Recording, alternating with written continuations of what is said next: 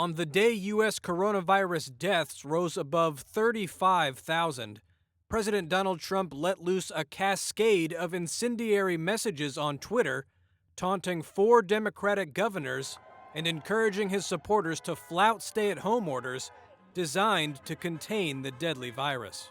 In a series of all-caps tweets on Friday, Trump said, "Liberate Minnesota, liberate Michigan, liberate Virginia," and said the Second Amendment was under siege.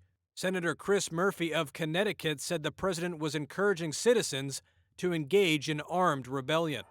Meanwhile, protesters gathered outside the Minnesota governor's mansion on Friday to defy stay-at-home measures instituted by Governor Tim Walz. The demonstration was organized by anti-lockdown group Liberate Minnesota. We're going to start writing summonses. The day before, demonstrators in Virginia, many with young children, gathered outside the state capitol building in Richmond to protest Governor Ralph Northam's stay-at-home order. And earlier this week, thousands of Michigan residents blocked traffic and an entrance to a hospital in Lansing, the state capital. At a news conference on Friday, Michigan Governor Gretchen Whitmer responded to the president's tweet. I hope that it's not encouraging more protests. I totally respect people's right to dissent and to voice their disagreement with decisions I've made. I'll tell you this. Every decision I've made has been centered around what's in the best interest of the public health of the people of Michigan. None of them has been easy. Every one of them's weighed heavily on me. But I've done what I thought the right thing to do is. I hope that if people are going to dissent, that they do so in a manner that doesn't compromise their safety or the safety of others.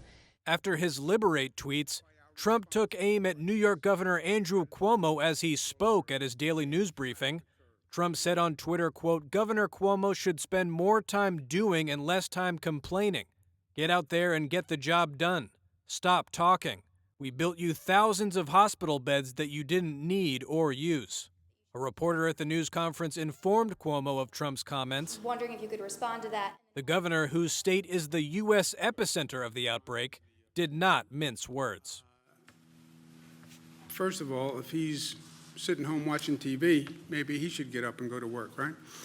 If he didn't really believe 2,500 beds was necessary, I don't believe the federal government would have helped build 2,500 beds.